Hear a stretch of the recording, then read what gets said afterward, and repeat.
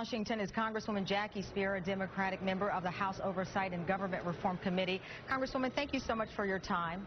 My pleasure. Let me start off with Attorney General Holder in Denmark answering more questions about what we all witnessed yesterday. Let me play his remarks.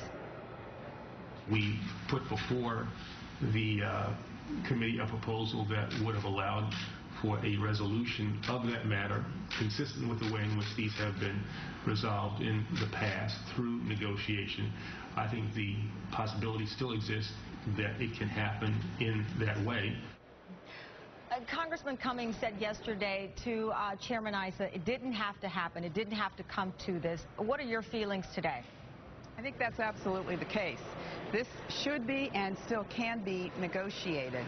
And typically that's what happens with contempt resolutions. What's interesting here is there's never been an attorney general that's been held in contempt by the House ever before. This will be a first.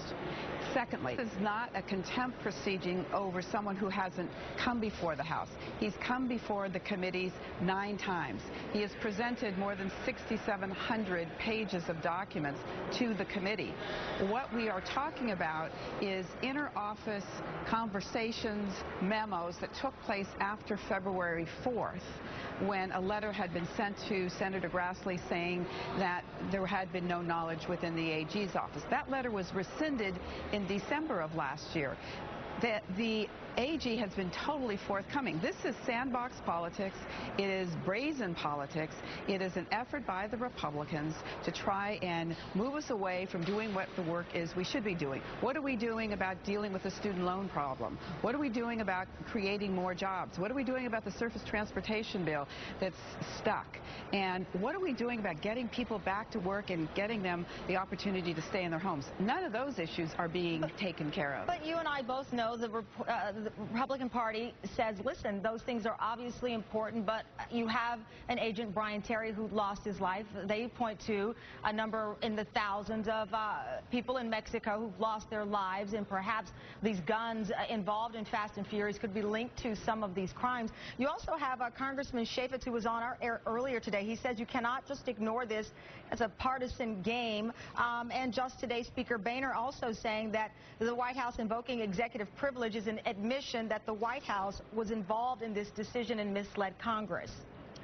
That's absolutely not true. Executive privilege is oftentimes asserted for the executive branch at the administrative level. In fact, Attorney General Mukasey, under the former president, under the Republican administration, had provided that kind of counsel in terms of being able to assert executive privilege for various departments under the president. The president had no knowledge about this. The Attorney General had no knowledge about this. And if we really are serious about this, if we really care about Brian Terry's family and wanting to get to the bottom of this, we got to ask the question, why did the Alcohol and Tobacco and Firearms Office within the Department of Justice never tell anyone above the ATF head as to what was going on? That is abuse of power. That is a rogue operation, and we have got to fix that. And furthermore, all the gun walking, it's still going on. It's going on right now. Those firearms are getting into the hands of the cartels in Mexico because we don't have decent laws on the books for firearms.